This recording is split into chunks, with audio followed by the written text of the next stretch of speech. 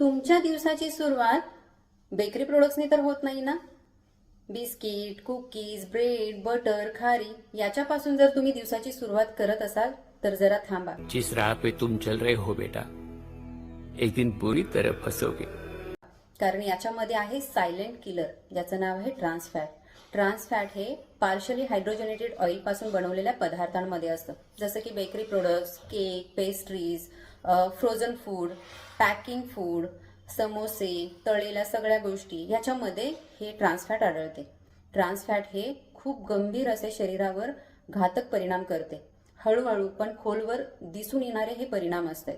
Trans फॅटमुळे आपल्या शरीरातील वाईट कोलेस्टेरॉल म्हणजेच LDL वाढले जाते, चांगले कोलेस्टेरॉल कमी करते, त्यामुळे रक्तवाहिन्यांमध्ये ब्लॉकेज होऊन हृदयविकाराचा धोका वाढतो। ट्रान्स फॅटमध्ये कॅलरीज जास्त असतात, ते शरीरात चरबीच्या रूपात साठवले जातात, त्यामुळे वजन वाढते आणि विशेषतः पोटावरती चरबी साठते। मेंदू आणि मानसिक आरोग्यावरही घातक परिणाम करते। मेंदूतील पेशींचे कार्य कमी करते, ज्याच्यामुळे एकाग्रतेचा अभाव, लवकर थकवा जाणवणे, डिप्रेशन सारखी लक्षणं वाढू शकते। ट्रान्स फॅट हे इन्सुलिनचे कार्य सुद्धा बिघडवत असते।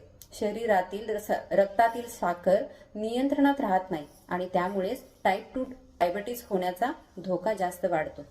ट्रान्स फॅट सतत घेतल्यामुळे शरीरामध्ये एक प्रकारची सूज यायला लागते, ज्याला आपण इन्फ्लेमेशन म्हणतो, ज्यामुळे सांधेदुखी, थकवा, इम्युन सिस्टीम ही कमजोर होते, वारंवार आजारी पडण्याचे लक्षण वाढते।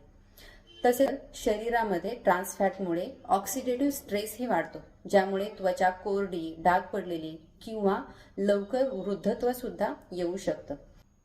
म्हणून ट्रान्स फॅट टाळायचे असतील तर खालील उपाय करा। खरेदी करताना लेबल वाचा, पार्शली हायड्रोजनेटेड ऑइल असल्यास ते प्रोडक्ट टाळा।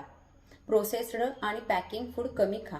दररोज फळं, भाज्या, चांगले फॅट्स जसे की बदाम, अक्रोड, ऑलिव्ह ऑइल यांचा आहारात समावेश करा।